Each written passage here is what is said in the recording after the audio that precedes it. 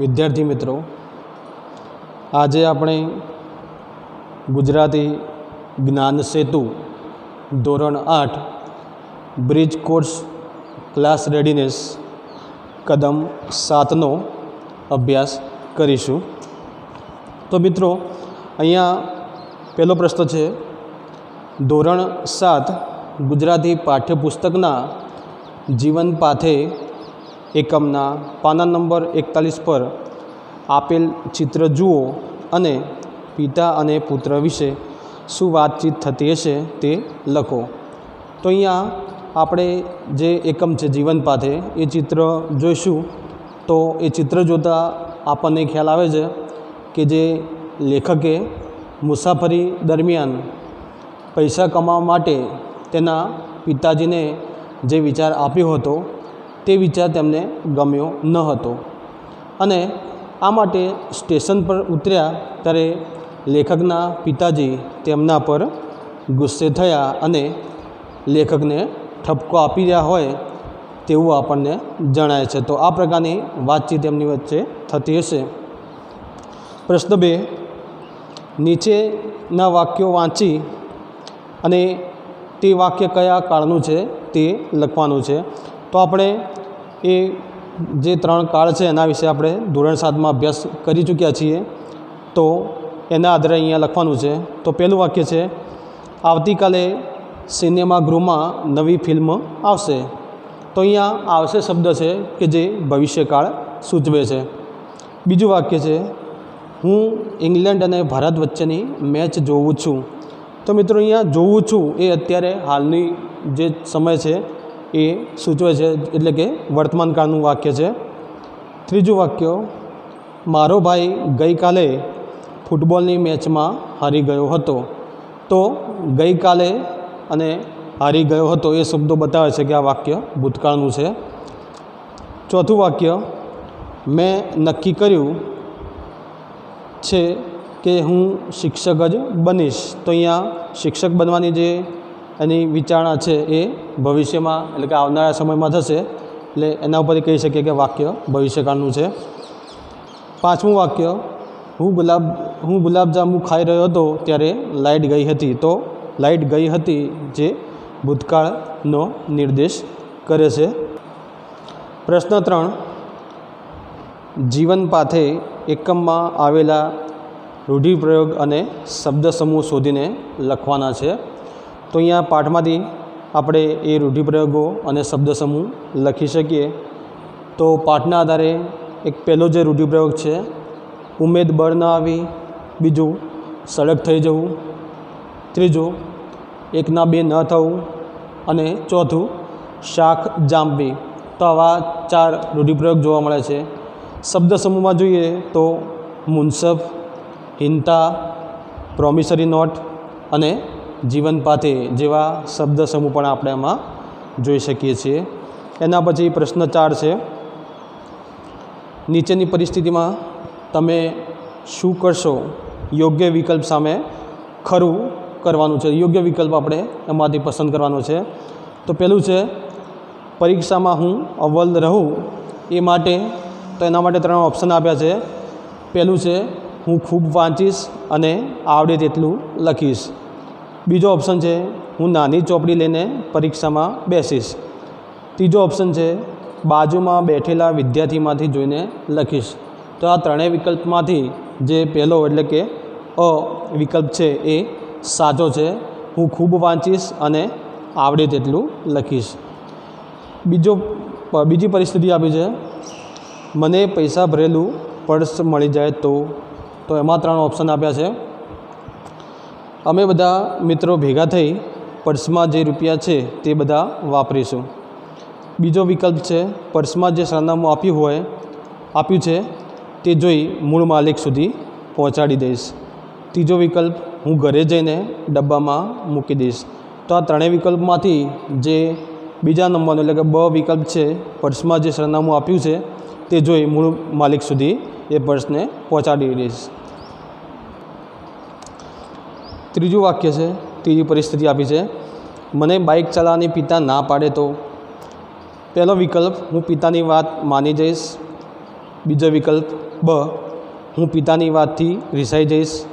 ક, હું બાઇક લઈને નીકળી જઈશ. તેમાં ત્રણેય વિકલ્પોમાં જે પહેલો વિકલ્પ છે, હું પિતાની વાત માની જઈશ, એ યોગ્ય વિકલ્પ છે. એના પછી પ્રશ્ન 5, શબ્દો વચ્ચે યોગ્ય અંતર રાખી વિરામચિહ્નો મૂકી વાક્ય ફરીથી લખો. તો અહીંયા જે પાઠના 2 વાક્યો આપ્યા છે એ તમે એકમમાંથી એ 2 વાક્યો શોધી અને એમાં યોગ્ય રીતે વિરામચિહ્નોનો ઉપયોગ કરી અને વાક્યો ફરીથી આપણે તમારે જાતે લખવાના છે. પ્રશ્ન 6, તમારી આવતીકાલની દિનચર્યા શું હશે તે લખો. તો અહીંયા મિત્રો આપણે તમારી પોતાની દિનચર્યા આવતીકાલની તમારે લખવાની છે. પ્રશ્ન 7, તમારા જીવનમાં કોઈ પ્રામાણિકતાનો પ્રસંગ બન્યો હશે તે પ્રસંગ વિશે લખો. તો મિત્રો અહીંયા તમારે જાતે જ આ પ્રસંગ લખવાનો છે કે જેમાં તમે પ્રામાણિકતા બતાવી હોય. જેમ કે તમારા વિદ્યાર્થી જીવનની અંદર તમે શાળામાં તમને મેદાનમાંથી કે શાળામાં આવજા કરતી વખતે અથવા શાળાના મકાનની આજુબાજુ કે ક્યાંથી કોઈ વસ્તુ મળી હોય તો તમે શિક્ષકની મદદથી જેની વસ્તુ હોય તેને એ વસ્તુ તમે પરત કરી હોય એવો કોઈ પ્રસંગ હોય એ તમે એમાં લખી શકો છો. કદમ 8, પ્રશ્ન 1, તમને ગમતું કોઈ એક લગ્ન ગીત લખો. તો મિત્રો તમે ઘણા બધા લગ્ન ગીત સાંભળ્યા હોય અથવા એનો અભ્યાસ કર્યો હોય તો એમાંથી તમને ગમતું કોઈ લગ્ન ગીત એની કેટલીક પંક્તિઓ તમે અહીંયા લખી શકો છો. પ્રશ્ન 2, નીચેના પ્રશ્નોના જવાબ આપો. પ્રશ્ન 1, દિયરને પોતાની મતિ સુધરી એવું કેમ લાગ્યું.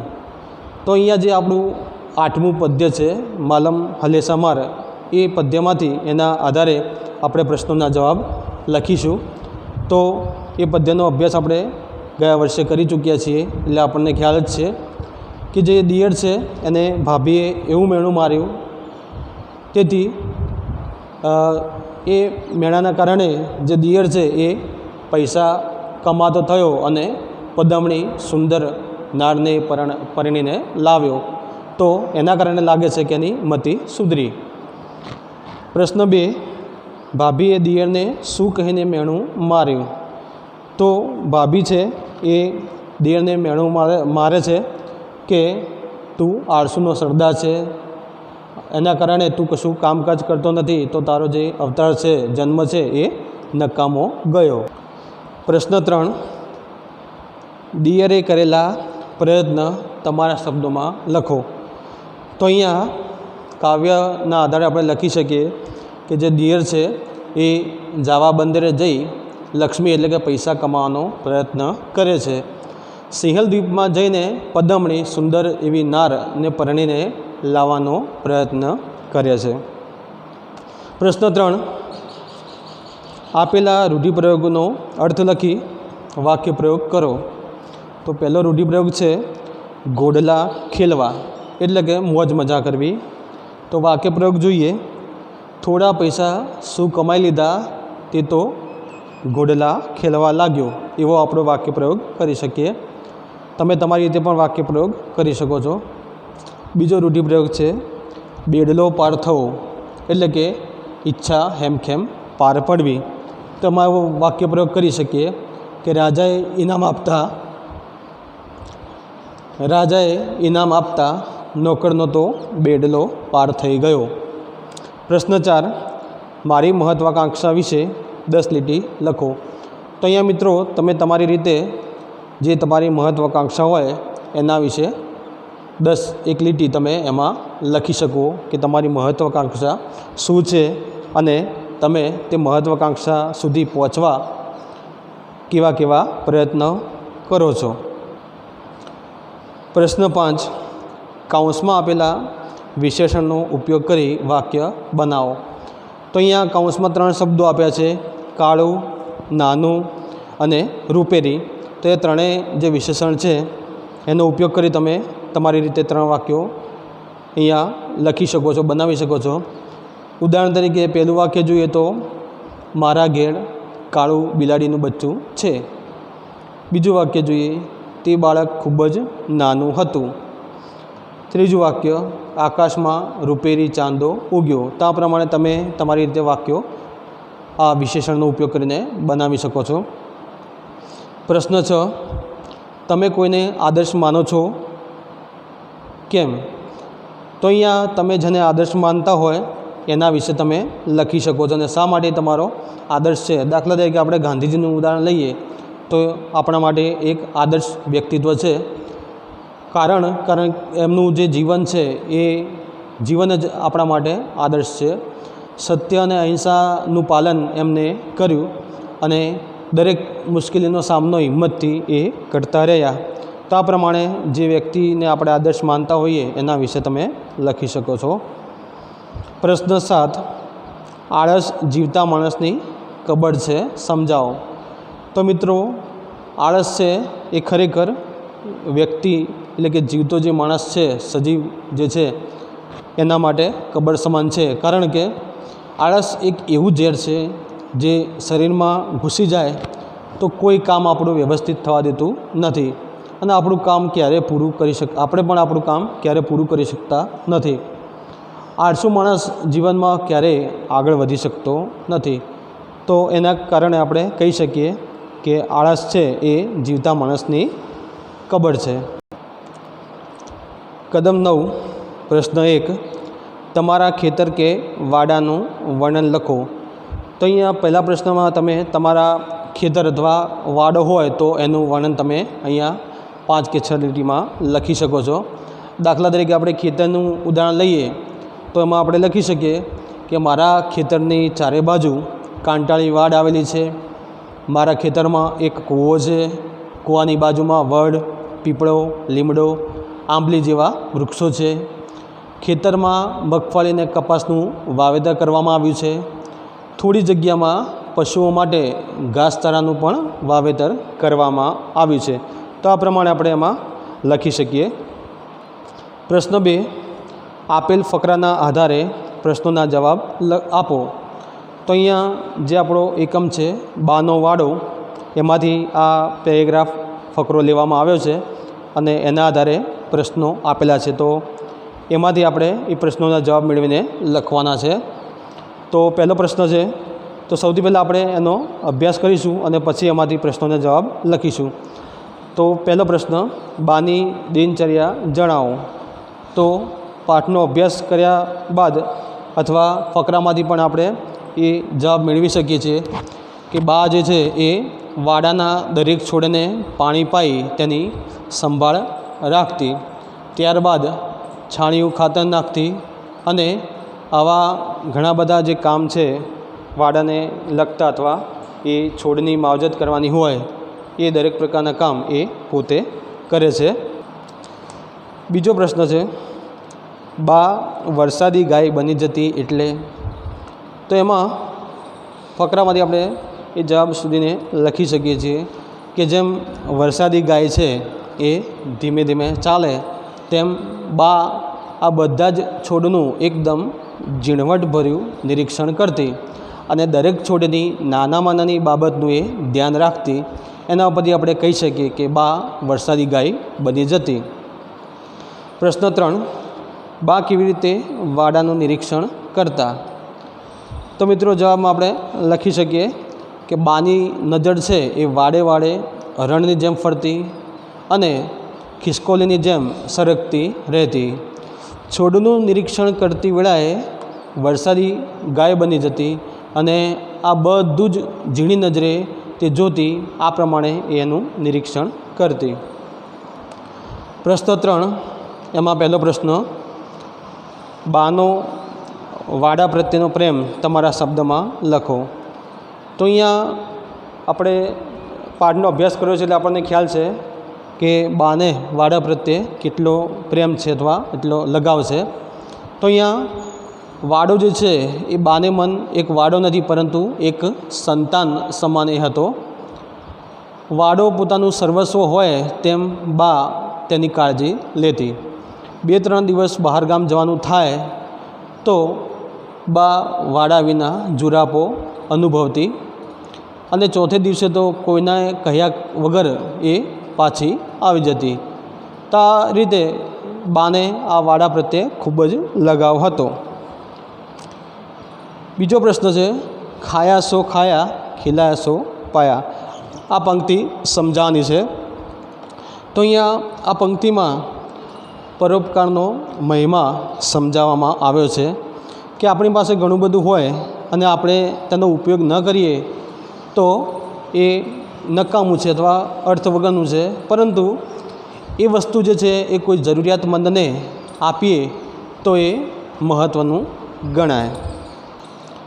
પ્રશ્ન 4, કૌંસમાં આપેલ વિશેષણનો ઉપયોગ કરી વાક્ય પ્રયોગ કરો. તો અહીંયા કૌંસમાં 1, 100, 10, 4, 5 જેવા વિશેષણ, જે સંખ્યાવાચક વિશેષણ છે એ આપ્યા છે. આપણે ગત વર્ષે એ સંખ્યાવાચક વિશેષણનો અભ્યાસ કરી ચૂક્યા છીએ. તો અહીંયા એક ઉદાહરણ આપ્યું છે, 7 વિદ્યાર્થીઓને ઇનામ મળ્યા. તો એ પ્રમાણે આપણે બીજા વાક્યો અહીંયા લખવાના છે જે કૌંસમાં વિશેષણ આપ્યા છે એનો ઉપયોગ કરીને. તો એ પ્રકારે આપણે વાક્યો લખી શકીએ કે મેદાનમાં એક બાળક રમતું હતું. ધૃતરાષ્ટ્રને 100 પુત્રો હતા. રાવણને 10 મસ્તક હતા. હું 4 વાગે રમવા જાઉં છું. આર્યને 5 રૂપિયાની પેન્સિલ ખરીદી. તો મિત્રો આ પ્રમાણે તમે તમારી રીતે આ વિશેષણનો ઉપયોગ કરીને વાક્યો લખી શકો છો. પ્રશ્ન 5, આપેલ ગુણમાંથી રૂઢિપ્રયોગ અને શબ્દ સમૂહ અલગ તારવી વાક્ય પ્રયોગ કરો. તો અહીંયા જે વર્તુળ આપ્યું છે ગોળ, એમાં રૂઢિપ્રયોગ અને શબ્દ સમૂહ છે એને આપણે અહીંયા અલગ કરીને લખવાના છે. તો પહેલાં આપણે રૂઢિપ્રયોગ જોઈએ. તો પહેલું છે, ઘરનો મોભ તૂટી પડવો. તો વાક્ય પ્રયોગ કરી શકીએ કે પિતાજીનું અવસાન થતાં અમારા ઘરનો મોભ તૂટી પડ્યો. બીજો રૂઢિપ્રયોગ જોઈએ તો તડકી છાયડી જોવી. તો એનો વાક્ય પ્રયોગ કરીએ, દાદીમાએ જીવનમાં ઘણી તડકી છાયડી જોઈ. ત્રીજો રૂઢિપ્રયોગ જોઈએ, ઢૂંકવા ન દેવું. તો એનો વાક્ય પ્રયોગ કરીએ, ઉંમરને તો બા પોતાના નજીક ઢૂંકવા પણ ન દેતી. હવે શબ્દ સમૂહ અલગ તારવીએ અને એના વાક્ય પ્રયોગ કરીએ. તો પહેલું, જાજરમાન. બાનું વ્યક્તિત્વ જ જાજરમાન હતું. બીજું જોઈએ, જીવાગે. તો ત્યાં તે વિદ્યાર્થીને ઘડિયા તો જીવાગ્રે. એના પછીનો શબ્દ સમૂહ આશકા. આરતી સમયે પૂજારીનો ચહેરો આશકા જેવો થઈ જતો. ત્યારબાદ પ્રશ્ન 6, શબ્દની આગળ અ લગાડવાથી કેટલાક શબ્દો વિરુદ્ધાર્થી શબ્દો બને છે તેવા શબ્દો લખો. તો અહીંયા એક ઉદાહરણ આપણને આપ્યું છે, સ્વચ્છ તો અસ્વચ્છ. તો એવા બીજા શબ્દો આપણે લખવાના છે. તો એ પ્રમાણેના શબ્દો લખી શકીએ. અહીંયા તમને ઉદાહરણ આપું છું. દાખલા તરીકે પહેલું જોઈએ તો ધર્મ તો અધર્મ, જાણીતું અજાણીતું, કારણ અકારણ, જ્ઞાન અજ્ઞાન, સફળ અસફળ. તો આ પ્રમાણેના અન્ય ઉદાહરણ પણ તમે એમાં લઈ શકો છો. કદમ 10, પ્રશ્ન 1, આપેલ બોક્સમાં તમને ગમતું ચિત્ર ચોંટાડી તેનું વર્ણન લખો.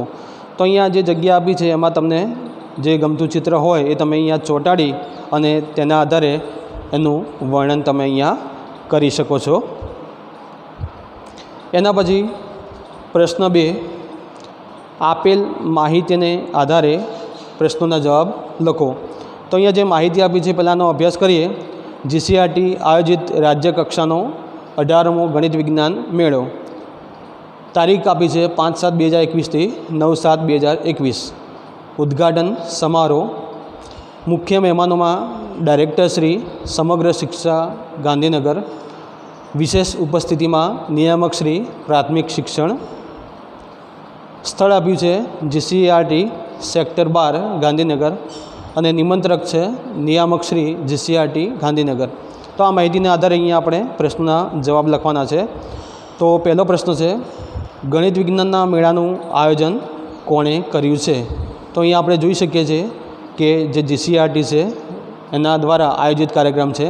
તો જવાબમાં આપણે લખી શકીએ કે ગણિત વિજ્ઞાનના મેળાનું આયોજન જીસીઆરટી દ્વારા કરવામાં આવ્યું છે।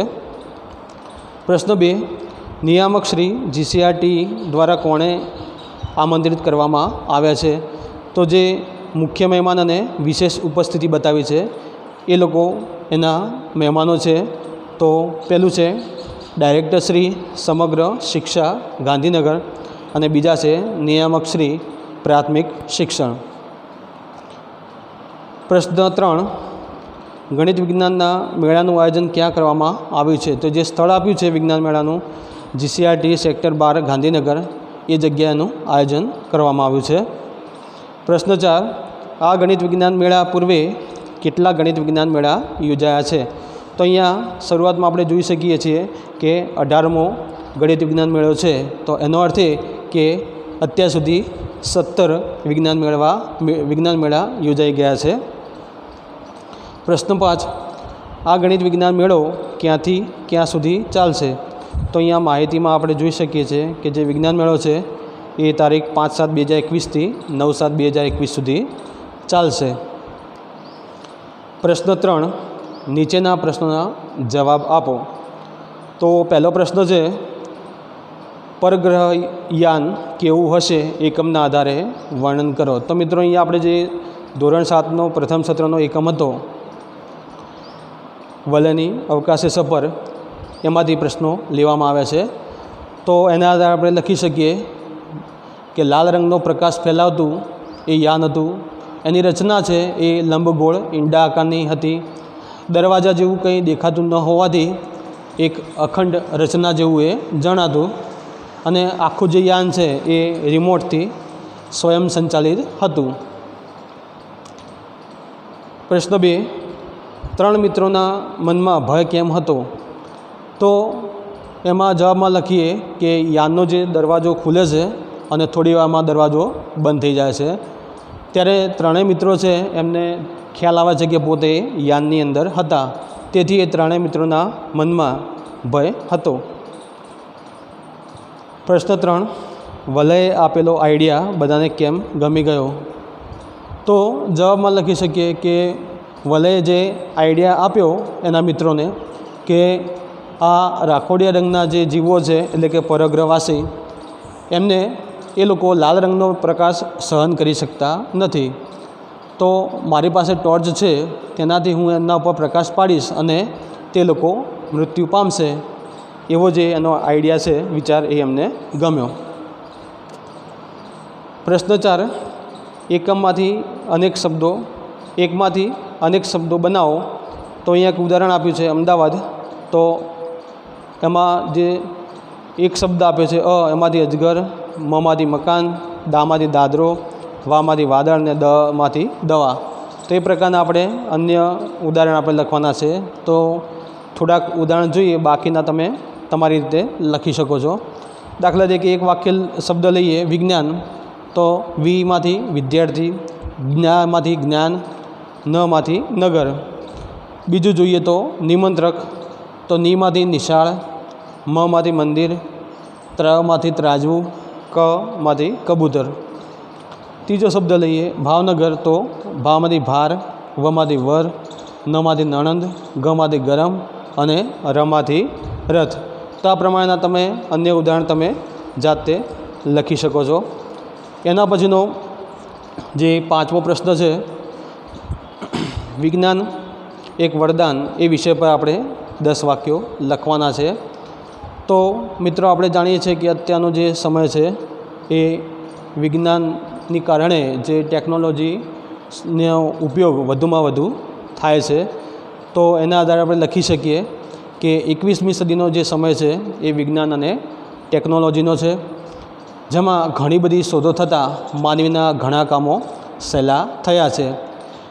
ખેતીની વાત કરીએ તો ખેતીની અંદર જે આધુનિક સાધનોનો ઉપયોગ વધ્યો છે, જેના કારણે એમાં ઉત્પાદન સારું મેળવી શકીએ છીએ। સંદેશા વ્યવહારની વાત કરીએ તો એમાં પણ મોટી ક્રાંતિ થઈ છે। રેડિયો અને ટેલિવિઝનના પ્રસારણો શક્ય બન્યા છે એ વિજ્ઞાનના કારણે। માનવી બીજા ગ્રહો પર પહોંચી શક્યો છે। ઘણા બધા રોગોને કાબૂમાં લઈ શકાયા છે। તો આ બધું જે થઈ શક્યું છે એ શક્ય બન્યું છે વિજ્ઞાનના કારણે, તો એના પરથી આપણે કહી શકીએ વિજ્ઞાન એ વરદાન સમાન છે. પ્રશ્ન 6, આપેલ શબ્દ સમૂહનો અર્થ આપી વાક્ય પ્રયોગ કરવાનો છે. પહેલું છે જાસા ચિઠ્ઠી, તો કંઈક માગણી અંગે ધમકીભરી ચિઠ્ઠી એવો એનો અર્થ થાય છે. વાક્ય પ્રયોગ કરી શકીએ આપણે કે પરગ્રહવાસીઓએ પૃથ્વીવાસીઓને જાસા ચિઠ્ઠી મોકલી. બીજો શબ્દ દુભાષીઓ. દુભાષીઓ એટલે કે બે ભાષામાં વાત કરી શકે. વાક્ય પ્રયોગમાં તેની પાસે એવું મશીન હતું જે દુભાષિયાનું કામ કરતું. ત્રીજો શબ્દ અંડાકાર એટલે કે ઈંડા જેવા આકારનું.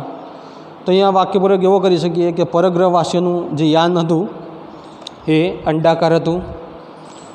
ચોથો શબ્દ કાજળઘેરી. તો અહીંયા કાજળઘેરી એટલે કે કાજળ જેવી કાળી. તો વાક્ય પ્રયોગ જોઈએ. કાજળઘેરી અંધારી રાત્રિમાં ઘર પાછળ કૂતરાનો અવાજ સંભળાયો.